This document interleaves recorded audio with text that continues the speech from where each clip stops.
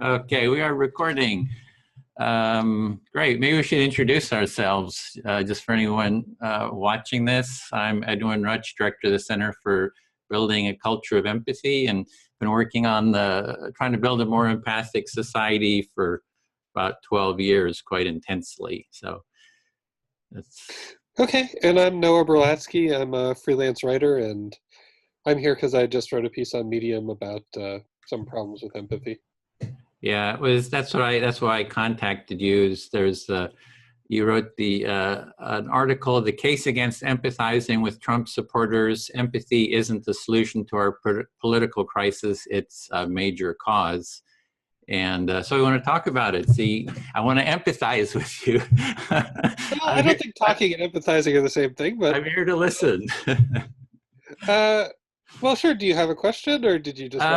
Well, I'm coming from the point that we need to build a culture of empathy to really increase empathy. So that's sort of what I'm sort of arguing for. And from your article, you're starting off by saying that there's people, the left has been going out and especially after the election where Trump won. It's we got to go listen to Trump supporters, and you're just you kind of weren't. It's like you said, Bernie Sanders, Pete Buttigieg, can't even pronounce his name, and many others have kind of made this argument, and you're saying, no, maybe we shouldn't.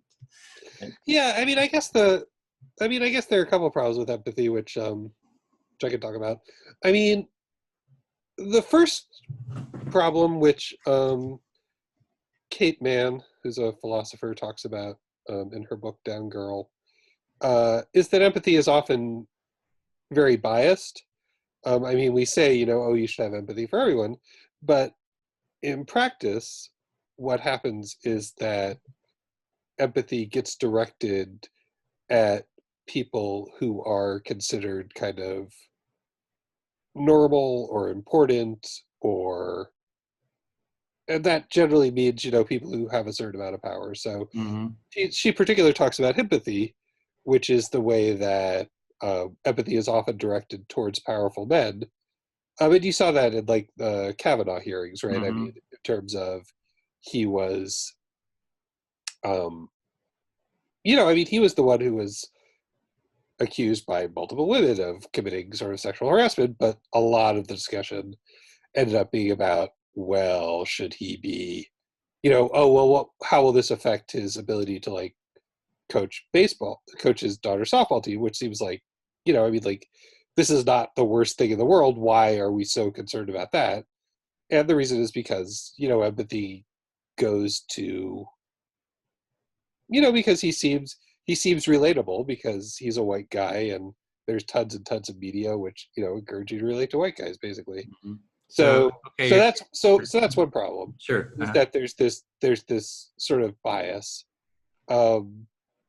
The other problem sort of. Maybe we could take them one at a time. Sure, go ahead. Break them down. It'll become so much to sort of unpack. But sure, go ahead. Yeah, so I'm advocating for a culture of empathy. So that what I'm hearing is that there's people that were empathizing with Kavanaugh, and then others for Ford, right? So for me, culture of empathy, the whole structure of that hearing was not an empathic structure. We do something called an empathy circle, where we bring the political left and right together, and we do empathic listening, active listening, to talk about the different sides. So we just had a group, pro-life, pro-choice. They came together and they dialogue with each other to sort of understand each other.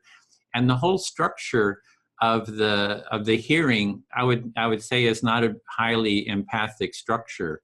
To have had a more empathic structure, it would have been to bring, Kavanaugh and Ford together to have an empathic dialogue with each other, to face each other and to hear each other, and to have this, basically an empathy circle with each other to talk about the issues. But is the issue there really? Is the point there really to like have this, like, everybody feel empathy for each other? Or is the issue that, should this guy have a position of greater power? I mean, I'm not really necessarily concerned about his healing process.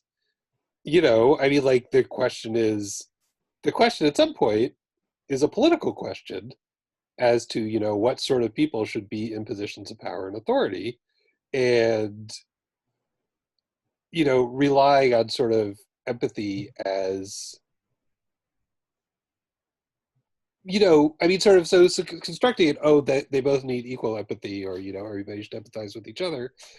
I mean, like, should we really be like, is the main political goal to empathize with sexual harassers? I mean, like, I mean, I actually, like, you know, I mean, like in some contexts, maybe, but like not necessarily in the context, in this political context of whether you're going to give this guy a seat on the Supreme Court, right? I mean, like, I don't think the issue there is, like, it doesn't seem to me that the goal, I mean, you're saying it's not an empathic process, but like, I Yeah. don't really know that the goal, that the political goal is for everybody to empathize for everybody else in that situation Are you necessarily. seeing it more like power? Like the political realm is a realm of sort of an arena of battle for power, and empathy doesn't belong in sort of a in Well, that. I don't think it's just power versus empathy. I mean, I think that there's, you know, a question of sort of like what's right and what's wrong, and, you know, sort of like what decision is going to, you know, be best for the country as a whole, which is about, you know, like who's getting harmed and who won't be harmed, right? Um, and those, yeah, and it's just, I mean, the question, like, is the goal of empathizing with everybody and seeing everybody's point of view necessarily the best approach in that situation? I mean, especially given the fact that there's a huge impetus, you know, that you know, you're working in a context in which people have various prejudices, and they tend to redound to the, you know, to the power, to the benefit of the powerful in the first place. So, like, I mean, like, I don't think that it's like, I mean, it kind of, you know, different people have different stand. One of the people I read was Paul Bloom, who's wrote a book called Against Empathy, and he's Mhm. very much sort of against empathy in sort of like every situation. And like, I don't Yeah. know that that's necessarily where I'm coming from, where empathy has no place in any discussion ever, but I'm skeptical of calls to empathize with Trump voters, since I like what happens in that political context. I mean, I think the calls to empathize with them are essentially calls to say they are motivated by reasonable concerns rather than by like racism or sexism, which I don't know is true, and research doesn't really suggest that it's true. I mean, most research suggests that that Trump's voters are most motivated by basically racial animus, and, you know, you don't really want to empathize with people feeling racial animus, because that legitimizes that, and, you know, can also lead to people, yeah, I mean, it leads to people saying, well, racial animus is sort of like, you know, a reasonable motivator in one way Well, or let me throw a few things in there. His another. Sure, first go ahead. thing is Paul Bloom. He 5 years ago he wrote his first article against empathy. The first thing I did is just like with you. I said, "Hey, Paul, how about let me empathize with you? let's have a dialogue." And for 5 years he's avoided me, so he will not talk with me. I have never seen him talk with anybody really knowledgeable about empathy. So I just want to put that out there for one thing, Well, you even know, though, I mean, people have different, you know, demands on their time, and I mean, I yeah, don't. 5 years. Yeah, that's what he said. Oh, I'm really busy. So it's been 5 years, and periodically I'll send him an email, say, "Well, you have an empathy circle?" And Yeah. it's kind of the point where, so that's the first thing. So the second is we've been to like the battles of Berkeley. The right wing come to Berkeley. We have this empathy tent. We set it up there and we try to listen to both sides. And actually in Sacramento, we did the same thing. It was a right-wing rally, and it was just the right wing, and we were the only, sort of on the left. We had an empathy tent there, and we had 5 members of Identity Europa, come over. If you're familiar with them, they were the ones that were with the tiki torches at Charlottesville, the khakis and so forth. And we actually came into the tent, and we started talking, and one of our members is Jewish. So, they started talking, they started to argue with each other. And I said, we do here in the empathy tent, we do empathy circles. So we have this practice, one person speaks, the listener does active listening, reflects back until the listener feels heard to their satisfaction. Then it's the speaker's turn. So the topic of, what is Nazism came up, or what is the Holocaust, I think it was. And, my friend Dave, who's in the tent, he said, well, for me, it means that half my family were killed and the other half of the extended family were killed and the other half were, spread around the world. And then, he just was wanting the person, the Identity Europa person, was kind of a leader there, to reflect back. And he couldn't do it. He's like, he tried, but he was just saying, well, it's about the communists. And he said, no, I said half my family were killed. And then the other half, and he did it 3 times. He still couldn't do it. 4th time. Then one of his other friends who had been practicing doing this with one of our other members said, just tell him back what you heard him say. And he said, okay, half your family were killed and the other half, were spread around the world. He says, yeah, you heard me. So that's sort of so in terms of what you were just saying about, we don't want to encourage racists, I would take the opposite, that the way you transform them is to have an empathic dialogue. So the problem and to bring them into a dialogue. The problem is that the goal of anti-racism isn't necessarily to transform racists. I mean, that's not the main goal of anti-racist work. I mean, anti-racist work, because that is, if you say the goal is to transform racists, right, you're immediately, this is the problem with empathy, right? Then the empathy flows to the racists. The whole story becomes about, can they be better people? And I kind of don't give a shit.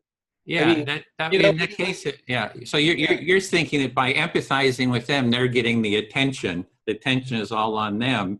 They're getting to promote their stories and their narratives. Well, and also you end up with where the story is, do these, what can we do to make these people better people, right? But the people who are really harmed by racism and who are sort of boxed into a corner by racism, aren't racist white people. It's, it's marginalized people. It's Black people, it's people of color. And just as an example, this is something that I see on my timeline occasionally, because, I follow various people, but, people talk about, if you're in a community, right? If you're in an organization doing anti-racist work, and the goal is to transform white people, right? Then you get in the situation where you're not willing to where somebody says racist stuff, right? Somebody says something racist. And the reaction to that is not, okay, this person needs to shape up, or they need to be excluded. The reaction is, well, what can we do to get this person to a place where they're less racist?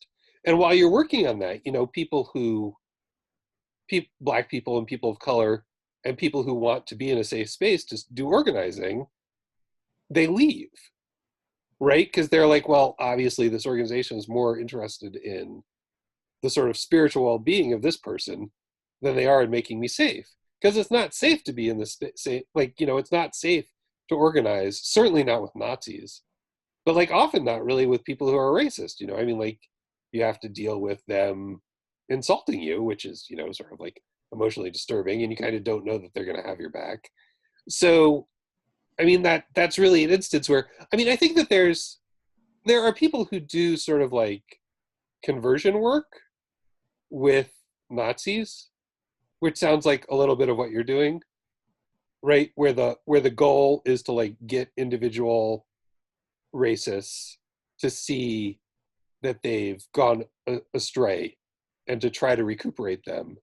And I'm not like that's valuable work, you know. I mean, like I I think don't it's a think that little that's different. It's that it's the intention is to build a culture of empathy. So it's to bring the racist, and a lot of people get called racist who are maybe not even racist, or maybe we all have our little bits of these qualities, and people who are being affected. So it's to bring people together into a empathic dialogue and to be building a culture of empathy. I mean, the society, I mean, a lot of your criticisms are, it seems to me, of empathy is saying that empathy gets blocked by different things. There's a lot of things that block empathy and empathic connection, and kind of empathy gets blamed for the things that block it instead of removing the blocks, transforming the blocks, and sort of expanding that empathy. So it's, everybody sort of, it's the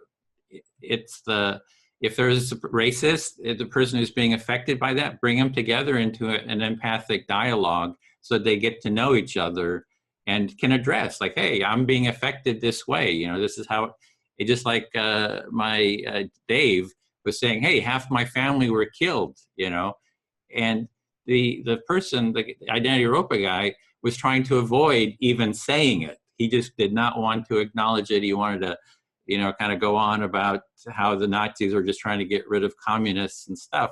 But he had to acknowledge, he had to hear. So it's the person who's being affected gets to be heard by the other person. right. But what happens when you switch that around, right? I mean, like, do I need to reflect back? Like, if a Nazi says, Yeah. well, Jews are, George Soros is, conspiring to bring in immigrants and undermine, and undermine white culture. Like, am I supposed to reflect that back to them? Exactly. I Yeah. mean, no, I'm not going to do that because that's, I mean, that I mean, like, it's factually incorrect, and like those kind of conspiracy theories, like, have like resulted in people being shot. So, like, I don't think that I should. Yeah, I mean, like, I'm not going to empathize with the Nazi who wants to shoot me. Like, that's just not going to happen. And I don't Yeah, think so you don't want to empathize, you don't want to reflect back what they're saying. So like negative or what you see as untrue statements is like, hey, I'm not going to reflect not that just what back. I see as untrue, actually untrue statements. They're Actually just untrue, lies. Yeah, I factual, mean, they're yes. lies. They're conspiracy theories and lies. And I think that, like, you don't want to reflect those back because you, like Give them disseminate the support culture. or something. You're kind of helping support those.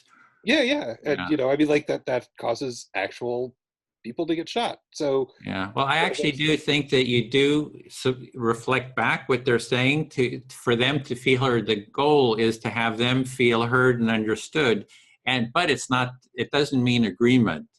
If you're saying back, oh, I hear you're saying, I don't know, what was the thing, some kind of the Holocaust didn't happen, right? I understand you're saying that the Holocaust never happened. Is that right? And then that doesn't mean you agree with it. You only means that you've acknowledged to their satisfaction what they said. And that acknowledgement just kind of opens the door to seeing what's deeper underneath that. But then they also have to listen to you, like saying, hey, half my family were killed, and that's my I'm just saying, I experience. mean, like, I can see some contexts in which that might be useful, but, like, I really don't know that, like, anti-racist organizing or, political movements are the place where that works best. But I also wanted to bring in another problem with empathy, which Okay, is that sure. it's um is that it can be used to sort of like promote like really bad political, like, it's not, this isn't the case where empathy is blocked. It's a case where empathy is used to promote, like, really kind of dangerous political programs. I mean, I talked to the article about how Trump does this, right? I mean, in terms of Trump will uh the way he sort of like talks about the problems with immigrants, right? Or he argues that immigrants are a problem, is by using empathy. He'll point to, he'll say, well, this particular person's family member was killed by an undocumented immigrant, right? Or they'll say, well, these people lost jobs because of undocumented immigrants.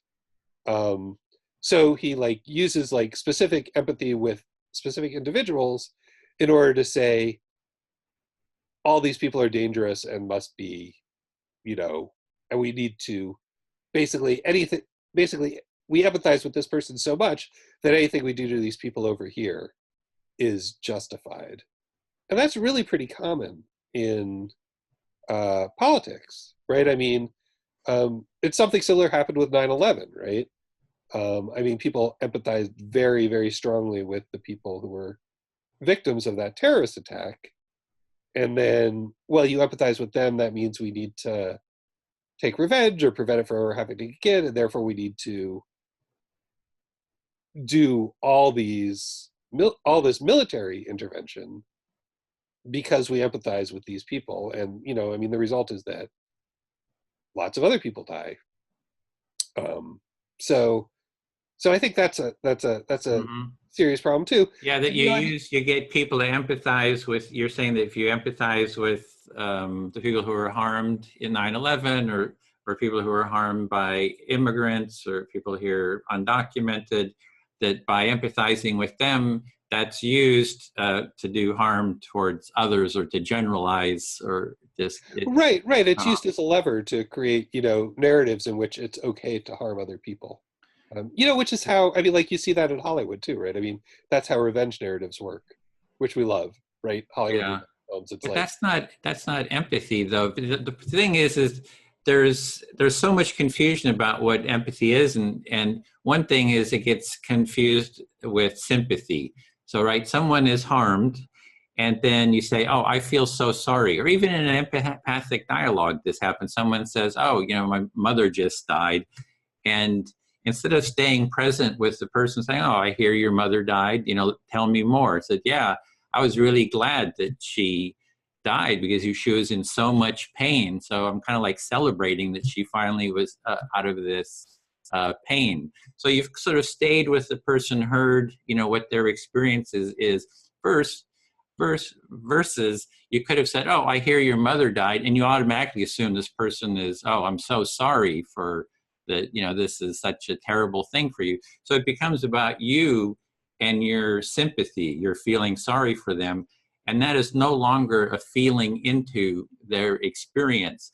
So these subtle differences are really huge if you're doing, like, in the conflict resolution, in even in therapy. These sort of nuances, there's a really strong felt visceral sense of the difference of these qualities. So that's they have to make a difference between empathy and sympathy. The second would be the difference between empathy and identification. That, oh, you are, it could be you were harmed, you're a white person, I identify as a white person, and then it's about you identifying with that person versus, staying with the person and hearing who they are kind of at their essence. So those are two things I think that get conflated with empathy, and that they're actually blocks to empathy. And if you look at Paul Bloom's writing, he's conflating sympathy and empathy. And I actually agree with some of the core things, he says about the problems with sympathy. And one of the main things about the problem with sympathy is that it can block empathy. I mean, I've heard the sympathy empathy distinction before. I guess I'm somewhat skeptical as to whether in practice they can be sort of teased apart, especially in terms of especially when you're dealing with sort of like political discussions, and especially when you're dealing with people who you're not talking to. I mean, the way that you find out, I mean, like empathy is often presented as a kind of we should empathize with Trump voters. Like that means that you're supposed to, like, somehow like intuit what the position they're in, Mm-hmm. right? You're supposed to be Right. able to like figure Uh-huh. out Yeah. what they're Uh-huh. thinking and then sympathize with it. But I mean, the way that you actually, I mean, like the way that you learn what people are thinking, right, is that you ask them. I mean, that's the best way to figure out what people are Yeah, thinking. face-to-face dialogue, kind of. Yeah. Yeah, instead Um, of kind of all off in the news, like just sort of mhm. speculating on what they're empathizing with them, sort of the speculative way. You actually get together and talk to them. Right. And so it's actually, I mean, it's much easier to figure out what people are actually thinking when you talk to them, right? And that's kind of one thing. Though, I mean, that also means that you might not agree with them, which happens a lot too. I mean, right? Uh, so that's But at least you understand them, and right. I mean, you know, understanding is useful, you know. Though, I mean, people sometimes don't understand themselves, and they sometimes that's true. try to mislead you, Uh, But actually, the empathy actually helps you understand yourself too. If you look at like the whole therapeutic world is based on empathy. Like I don't know if you're familiar with like Carl Rogers. He is a person that really, used the empathic listening process, mhm. where he would just stay with someone and just for the hour, just listen to what they have to say, and just being heard by someone else allows you to kind of like open up and go into deeper qualities of yourself. So and it's which is sort of a self-empathy. So the staying present with someone actually helps them in understanding themselves better too. And it actually happens in the empathic mediations that we do. People kind of get a deeper sense of they have this resentment, anger that's kind of out there. When they get heard about it, it kind of opens up and they go into a deeper level. And that's what we try to do, is get people to go to that deeper common humanity level, to see, oh, it's about safety, or it's about, care. The deeper things that kind of connect people is what we're trying to get down into. um, which I mean, again, this I think it can be useful in some setting. I'm just really skeptical about how it sort of like works as a political Mm-hmm. tool. Um, what I said in the piece was that I think that solidarity is maybe a bit better word or way to think about when you're talking about political action or political alliances, because solidarity has the sense of it's less about feeling what somebody else feels and more about standing with them for a shared goal, which is what politics is. I mean, it's kind of coming together for shared political goals. And I think that thinking about solidarity in politics is maybe a better, because I mean, you would say, I mean, most people on the left or who are liberals wouldn't say, I want to stand in solidarity with Trump voters, because that implies that you're working together for shared political goals, which is not so much the case. Mm-hmm. Whereas, saying, oh, I want to have empathy for Trump voters, I think it sort of elides the sort of political function that actually has, right? Yeah. I mean, you could say I want to understand Trump voters. That's one thing. I want to stand in solidarity with them. That's another. But empathy sort of suggests that you can like, Oh. Mm-hmm. feel what's happening for them, with somehow like that not involving a shared political program, which I don't think is true. I mean, I think that if you're urging people to put themselves in the place of Trump voters and insisting that their perspective is valid and important and worth adopting, um, that then you end up sort of centering white racial animus, I think, Mm-hmm. which Well, is the not framing good. I would put around it is like, I know the concern is, yeah, if you listen to the Trump supporters, that's the big focus. You're giving support for racism and all that because you're giving that attention to it. And even what's the motivation for doing it? It's, well, we got to win the election. We need the power. Get uh, the approach that I'm looking at is a culture of empathy. So it's not like, oh, we have to, from an individualistic, I as an individual have to empathize with someone. It's what is the relationship that we have, and be looking at the relationship. So just as there's a, being able to empathize with Trump supporters, that Trump supporters need to be, to build a culture of empathy is reciprocal. It's a reciprocal empathy, that it's building reciprocal dialogue, reciprocal empathy, reciprocal understanding. So the value of empathy itself sort of expands within the relationship. So a lot of times it's like, oh, if I empathize with this person, it's all, they're not going to be listening to me, but it's like, it's mutual. It's that mutuality aspect of it. And I think that's from what's sort of missing is even from the with the, the political left saying, oh, we have to empathize with them. I would say we need to have an mutually empathic relationship, and all together work at building a more empathic society, which, it's not, so it's kind of like taking it sort of farther to maybe the nth degree of empathy. Right, which, again, is something that, I think for reasons which, like I said, I think Kate Manne talks about. There's very little, like, nobody tells Trump voters, oh, you need to empathize with other people. I do. You do. But it's not something that you hear a lot in public discourse. True. Yeah. And, it's, which is, a problem, because there's, on the right, there's a lot of rhetoric about, like, what David Newart, I think, calls sort of eliminationist rhetoric. You could find Rush Limbaugh or people saying things like, we need to exterminate all leftists, right? This is something that comes up fairly often, that, they're so awful, we need to get rid of them. Which is the sort of rhetoric which, precedes genocides. Yeah. Power over. Not that we're going to have a genocide, but it's pretty dangerous.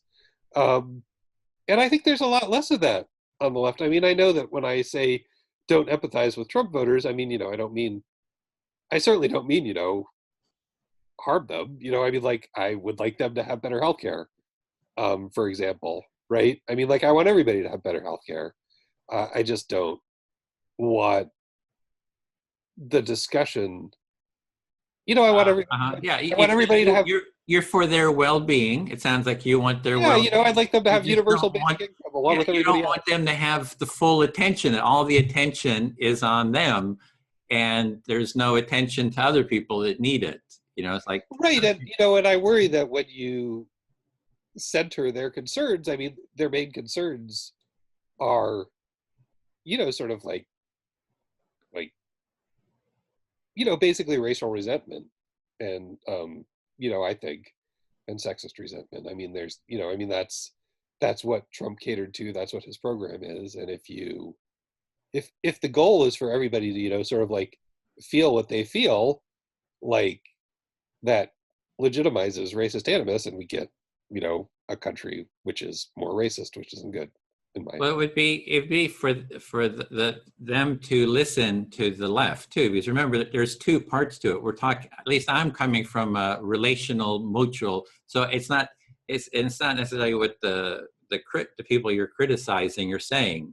I'm kind of saying, well, we actually need to expand the empathy from just from Trump supporters to it being mutual, and to expand it to really pretty much transform society, to have empathy be a primary social value.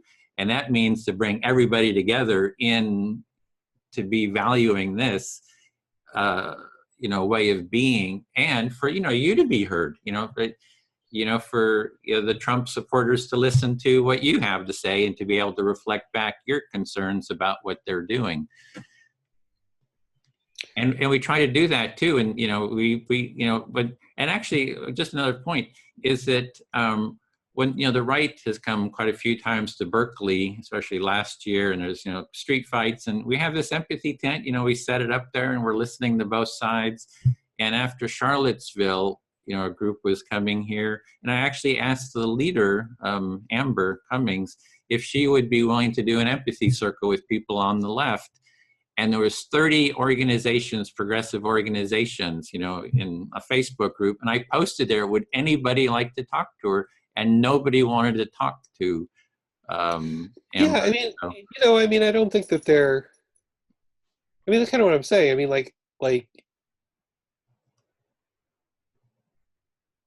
I mean, organizations like that, like leftist organizations, you know, I mean, like they're gonna have like multiple concerns about meeting with Nazis, right? I mean, like for starters, you know, I mean, they don't want to legitimate them, right? Um, because their programs are really bad and dangerous, and you don't want to give them, you know, more power. I mean, they don't want to, like, I mean, Nazis will like, I mean, they like dox people and like, you know, try to like destroy their lives online, or like actually like, you know, will send people like to people's houses. I mean, like they're like Nazis are really dangerous, so they're and doing harm to people. Yeah. they're doing harm to people. Yeah. And like if you sit down with them and they see your face and they know who you are, like people have legitimate concerns about, you know, whether they'll be safe, whether you know, whether people in their network will be safe. I mean, it's not, you know, I mean, like like I mean, this is kind of the thing about dealing with like far right extremists. I mean, you can't treat them like they're like good faith interlocutors who are going to, you know, work with you to arrive at you know, some sort of mutual truth. I mean, they're just talking to you as a prelude to like you have to assume that the reason they do anything is in pursuit of like hurting you. So, you know, people are not going to be eager to.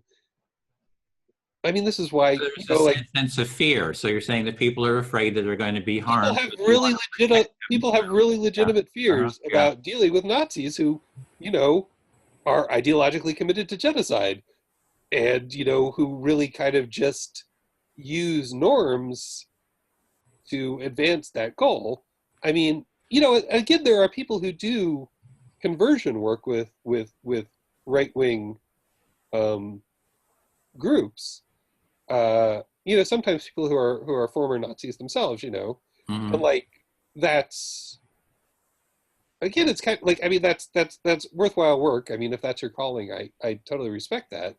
But you know, first you have to really know what you're doing, right? I mean, and you know, to it, it's just not scalable. I mean, like that's not an approach that's going to like solve this political problem. While it might help some individuals and, you know, like do some good around the edges, it's not going to like, that's not how you defeat Nazis large scale. You know, and three, like it's just not reasonable to expect that every group is going to be interested in that particular approach. So, I mean, Yeah. that's Yeah. So what we try to do is to bring them into everybody into the dialogue. And you know, Nazism is a form of authoritarianism, right? I mean, there's authoritarian, it's power over. We have the power, and we're going to use this power to intimidate, hurt you, to you know have our way. And the empathy circle is a structured dialogue that I think sort of models an empathic relationship. It's sort of a dialogue of equals. So it's not only about you giving attention to them, but of them giving attention to you and everyone else in the great. dialogue. But what So I'm it's saying is, if you're a left wing group, you don't necessarily want the Nazis paying attention to you, because what happens when Nazis pay attention to you is that, you know, I mean, like they can dox you, they can harass you. You know, I mean, like it's, you know, like Nazis paid attention to Heather Heyer, and she was run over with a car. You know, I mean, like that's kind of something that can happen when Nazis pay attention to you. yeah. Well, that was It's not necessarily good. no. Well, that was kind of an escalation. Like for me, I mean, that would have been, you know, if we would have had 100 empathy supporters, you know, with our empathy tent going there and listening to both sides, and sort of de-escalating and having the sides talk to each other. And we did, you know. But I don't really think that that's how you get de-escalation. No. In those situations, I mean, the best way to de-escalate Nazi organizing is to like just overwhelm them with so many people that, I mean, that's in other places where Nazis tried to organize, like in Boston, I think. You know, basically after Charlottesville, there people were much more motivated, and you had huge turnouts of anti-Nazi protests, which basically like just swamped them. And so they like, you know, I mean, they couldn't organize. They were so outnumbered that there was no violence, you know. Well, one of the I think that that's kind of how you deal with that more than so you use more like overwhelming force to suppress them. Right, but I mean, it doesn't need to be violence, you know. I mean, it's just like overwhelming numbers. Presence. Yeah, just like being in that space is. Well, one of the participants in the Boston event, you know, in that little gazebo, there was a small group. One of them, I think, was Joey Gibson, who was one of the leaders that came to the group that came to San Francisco, you know, after Charlottesville as well. And I mean, it was like crazy here. And I reached out to him about doing an empathy circle with some of the counter organizers, and he said he would do it. And then we actually did one with Megan Rohr, who is one of the organizers of, you know, I think it was 3 counter demonstrations. And they did talk to each other, and, you know, it was sort of, it was only for about half an hour. But I think if we could have gone for a couple hours, we'd have had even better, you know, sort of results. But they did get to hear each other. They did get to start a dialogue. And so I would have preferred, actually, if in Boston, if there had been a group that said, hey, let's have an empathy circle with the participants there. So instead of trying to suppress them, to hear their voice and have them hear the concerns of others. And it's through that sort of dialogue that I think that we would have been able to move through the conflict. I mean, it's just basic, you know, sort of conflict resolution tools and processes. So that's yeah. But you're not convinced. I'm not convinced. Yeah. I mean, you know, like I don't feel like there's a. You know, I mean, like I don't feel like you know, far right fascists have sort of like, you know. I mean, the conflict is that they, you know, kind of want to kill people. You know, I mean, like it's not. There isn't a conflict of where, you know, you can say like, well, we can arrive at some sort of middle ground. You know, they want to kill all of us. We don't want them to kill any. Maybe we can arrive at a middle ground where they like kill half. I mean, you know, that's not. It doesn't seem. I'm not like, supporting compromise. Yeah, I understand. Yeah. But I mean, I'm just saying, like, there's I mean, like to me, the goal of like, you know, some sort of empathy circle would be to get like fascists to like stop being fascists, rather than to find some sort of like, you know, mutual compromise. So it seems that the circle itself structures anti-fascist in the sense it's because it creates this mutual dialogue. So within the dialogue, you're sort of creating a space, an attitude, an energy, and hopefully that can sort of spread. The other part would be is saying that there's the fascists or the Nazis, is it does seem to be a sort of a container, a bucket that people kind of get thrown into, you know, a little bit willy-nilly. And the people who, you know, we're talking about wouldn't say that they're Nazis. You know, like Joey Gibson doesn't, you know, he was at Charlottesville, you said, right, though? He's what? He was at Charlottesville? Yeah, he's half Japanese, and, you know, he's working with, he has other people in the group that are, you know, African American and, you know, different races. So they make a big joke out of, hey, how can we be called racist or Nazis or white supremacists or something when we're not even white? Or, you know, there are Jewish white supremacists too. I mean, it's not that hard. Okay.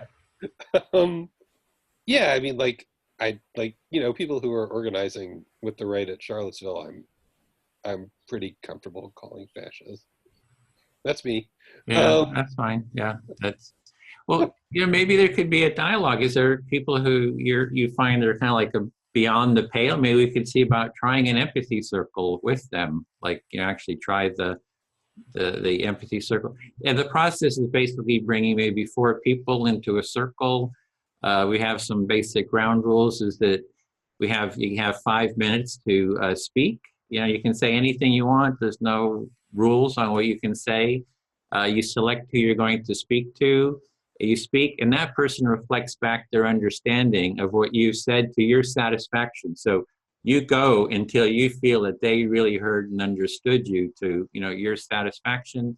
Then it's the listener's turn to select someone, and they do the same thing. We kind of go around for the, you know, a couple hours of just talking about whatever sort of comes up. And, you know, we're doing a bunch of these on a weekly basis, you know, pro-life, pro-choice, just, you know, racism, whatever topics. And I was just at a political town hall with Barbara Lee and Congresswoman Barbara Lee and our congressman here, Contra Costa County, Mark DeSaulnier. And they took my question, which was, would you do an empathy circle with Republican representatives? And they both agreed. So I'm going to try to organize a political one. All right. Bring it into I'll be curious to see how that goes. Yeah. I think I'm probably going to go. Okay. Are you up for doing an empathy circle with someone that's sort of, that you find you have, like, just to try it? You know, you want to, it's like, I'd have to, probably not right away. Mm-hmm.